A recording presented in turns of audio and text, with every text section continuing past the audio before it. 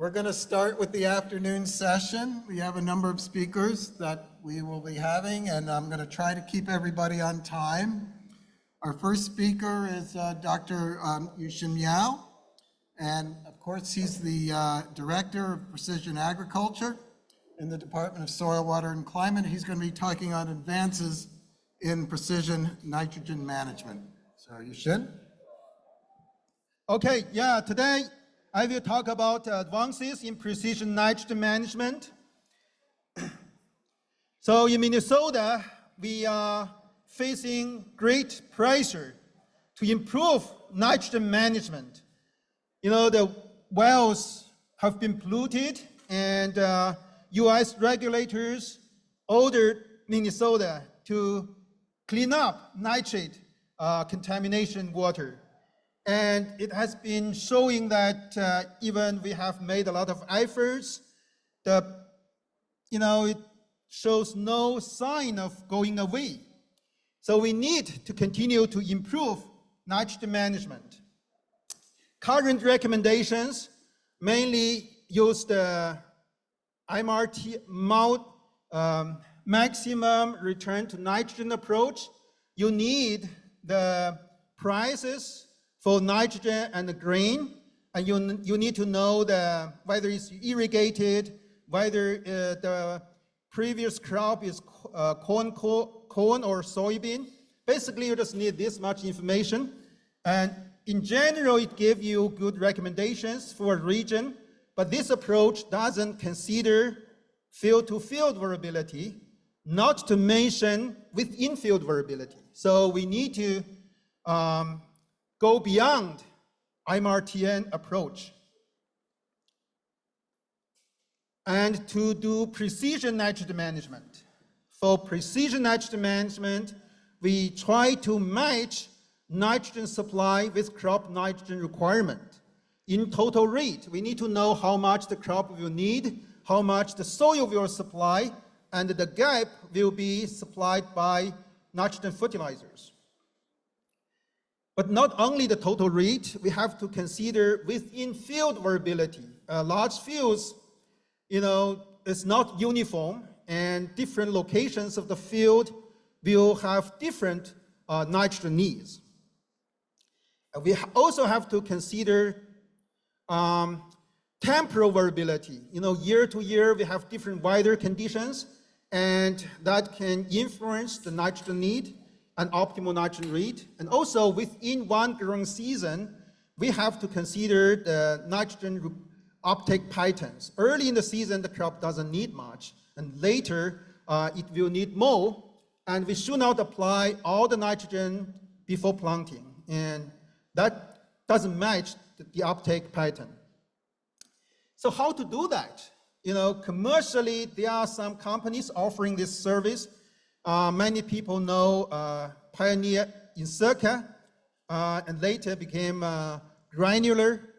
But in 2022, they stopped this service. So it's no longer functional. So another technology is Adapt-N. It's based on crop growth model. And this approach needs a lot of inputs. Especially, they need accurate soil organic matter and yield goals. But many times you just don't have all the needed inputs, accurate information for inputs. And this is based on soil type or soil mapping unit, zone-based recommendation. And field will also have nitrogen advisor, and also based on crop growth models, and also zone-based recommendation. And from 2016 to 2018, Nutrient Star, they coordinated over 100 on-farm trials in the Midwest, and they found across all trials, nitrogen management tool-based application rates resulted in no statistically significant change in return to nitrogen compared with grower rates, and a 6% improvement in NUE using farmer estimated yield goals. So doesn't really improve economic returns. And currently, there's another company offering nitrogen management service called Santino Time. So this is a startup company in Nebraska using satellite remote sensing. But this is mainly for irrigated fields, try to optimize nitrogen and irrigation. And so they make recommendations, like using the pie-shaped zones. And this is from, this company has been conducting on-farm trials to compare their technology with farmers' reed and also some other technology like Adapt-N. So this is from their report for the results conducted in 2023. And we can see Adapt-N, the economic return was the lowest, and farmers' reed can improve about $25 per acre economic returns, higher than the Adapt-N approach. And their approach can further increase about $25, something like that. So we really don't have a suitable technology in Minnesota, to consider smaller scale within field variability. So a few years ago, with the support from IFRAC, our group started to develop 5-ice PNIM technology.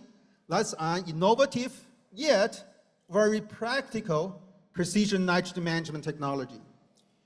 So the 5-ice, the first ice is sensing-based. Of course, there are a lot of approaches using soil testing or plant testing.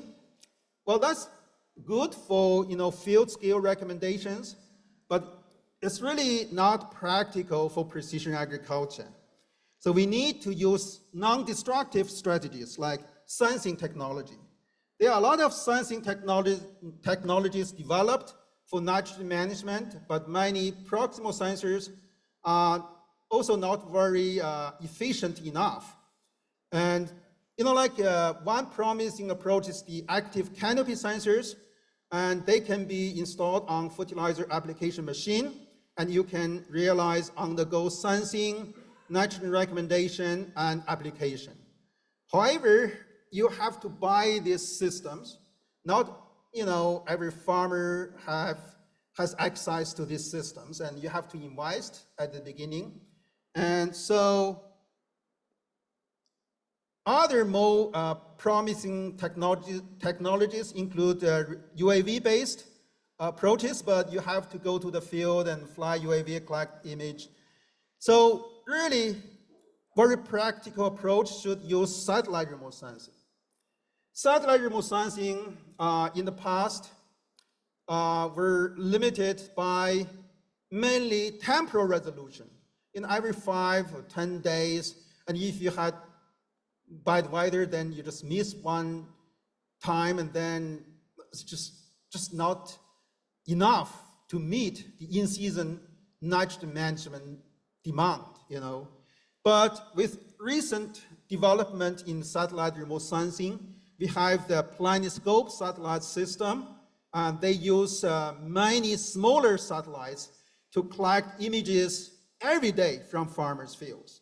So that's really a major progress.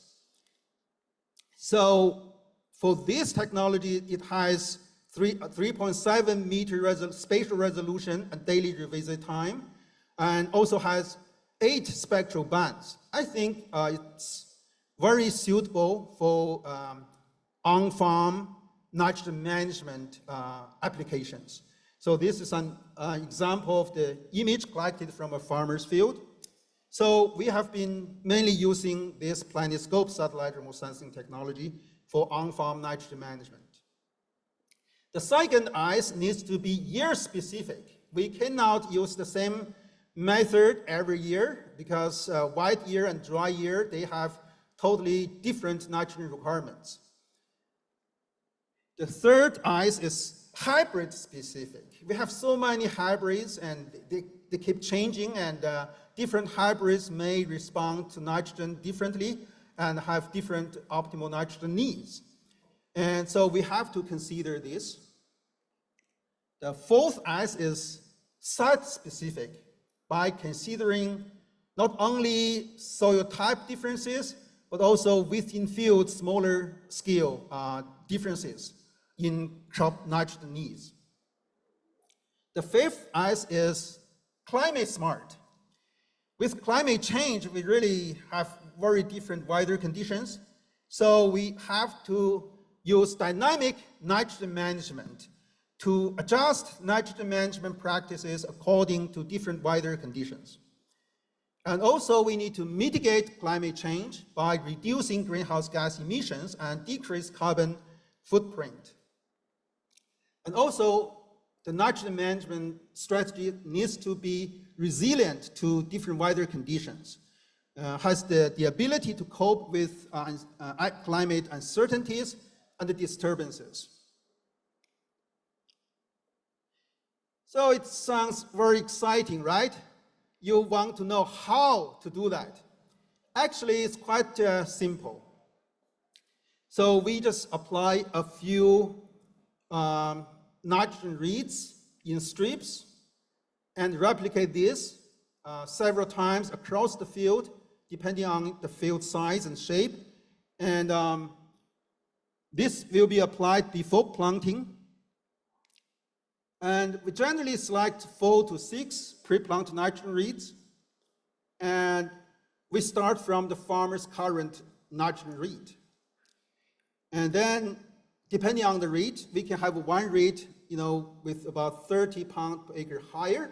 But this is optional. If you think farmer's reed is already high, you don't need this, that's fine. You can skip this reed. And then we have 30 pounds per acre lice, 60 pounds per acre lice, and 90 pounds per acre lice.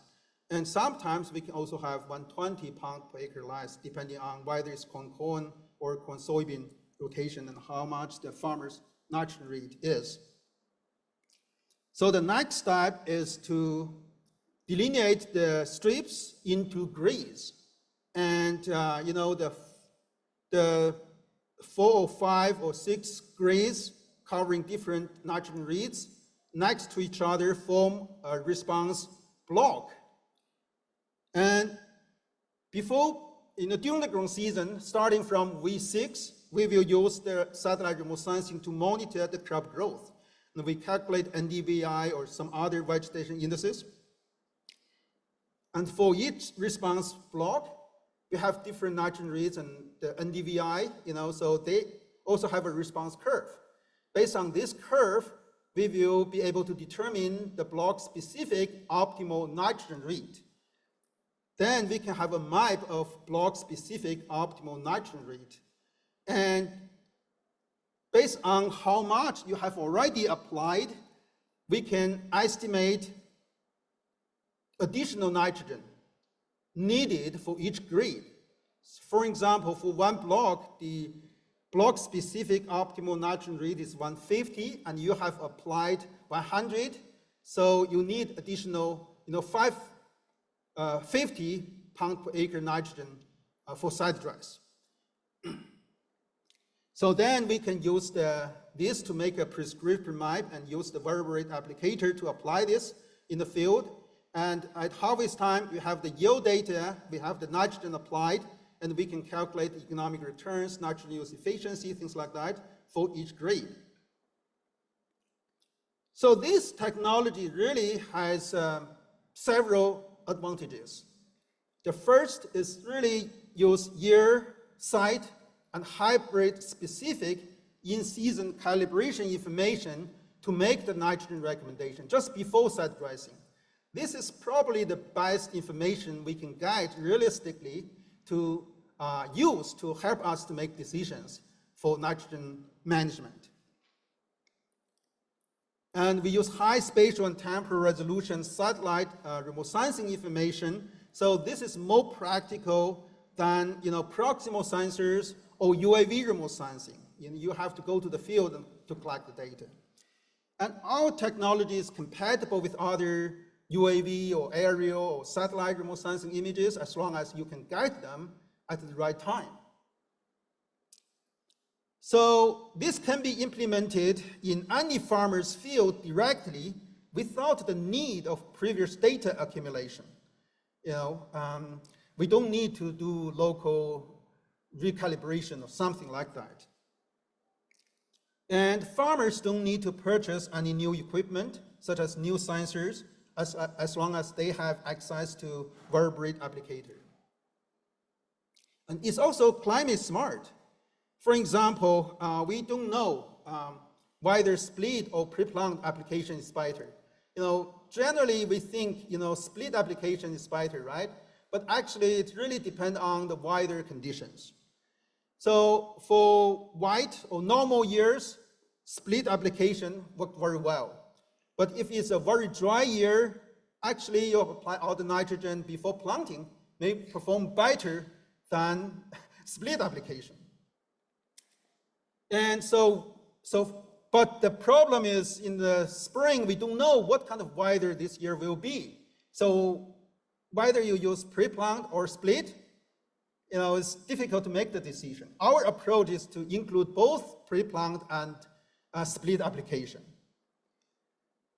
And this can be adjusted according to the type of weather and the expected weather conditions. And so we have some insurance and mechanism already built in this system. So no matter what kind of weather, you will have the majority of the field performing better. So this is relatively more stable than using only pre-plant or split applications.